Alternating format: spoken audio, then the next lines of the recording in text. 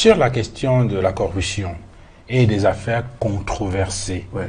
il y a une autre affaire qui apparaît chaque fois lorsqu'on parle de Maître Akérémona. C'est l'affaire Bibi-Jet. Ouais. En 2004, JI International disparaît, disons ça comme ça. Il y a une décision, dit-on, vous allez me corriger si je me trompe, qui est rendue par le juge de l'État de l'Oregon. Et au terme de cette décision, il y a ce qu'on appelle le Settlement Agreement. Il y a comme une mauvaise interprétation ou une interprétation controversée de cette affaire. Ce Settlement Agreement, est-ce qu'il indiquait clairement que les parties devraient plus se poursuivre entre elles? C'était qui les partis? Vous défendez l'État du Cameroun. Justement, je pense que c'est par là qu'il faut commencer. Le parti au Settlement Agreement était l'État du Cameroun Et une compagnie, une société indienne qui aussi qui recevait de l'argent et le syndic. Les trois partis. dans le Settlement Agreement, Justement, quand je dis ces trois partis. Et surtout le syndic qui ne voulait pas que par derrière, le Cameroun vienne dire que, ben, écoutez, je n'ai pas eu tout mon argent et tu as dépensé comme ci, comme ça. Donc il fallait donc signer entre les trois partis. L'État du Cameroun, la société indienne et le syndic. vous croyez que le Cameroun a tiré le meilleur parti de cette décision?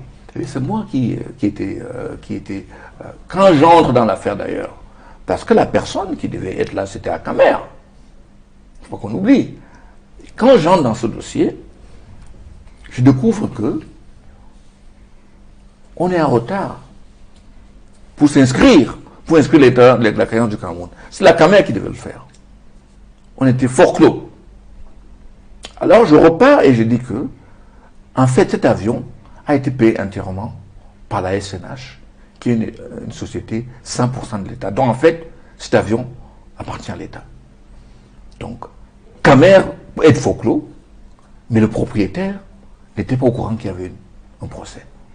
C'est comme ça que j'ai réussi à remettre les choses sur la sellette. Et vous obtenez un Boeing, je crois, 707. Une seconde. Et ce qui se passe, c'est que ce qui reste dans la cagnotte, c'est 2 millions de dollars, je pense, ou 1,8 million, ça je ne me rappelle pas. On pouvait continuer le procès pour savoir combien on devait au Cameroun, ou bien on devait arrêter le procès, faire un arrangement, payer le syndic et voir ce qu'on pouvait avoir. Surtout que nous, de notre côté, on avait un avocat, mon confrère signé par l'État, qui était payé sur l'argent récupéré.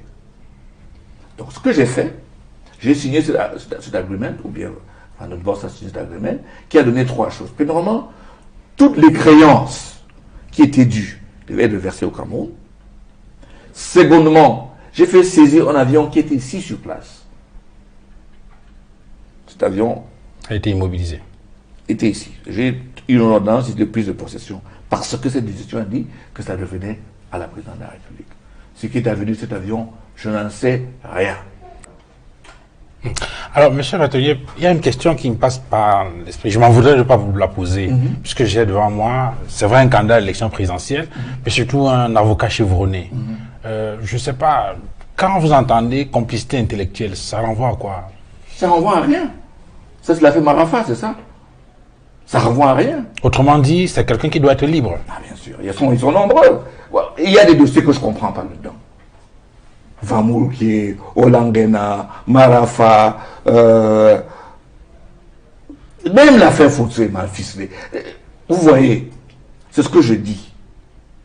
Il ne faut jamais, pour des raisons politiques, utiliser la justice. Parce que ça va voler un éclat.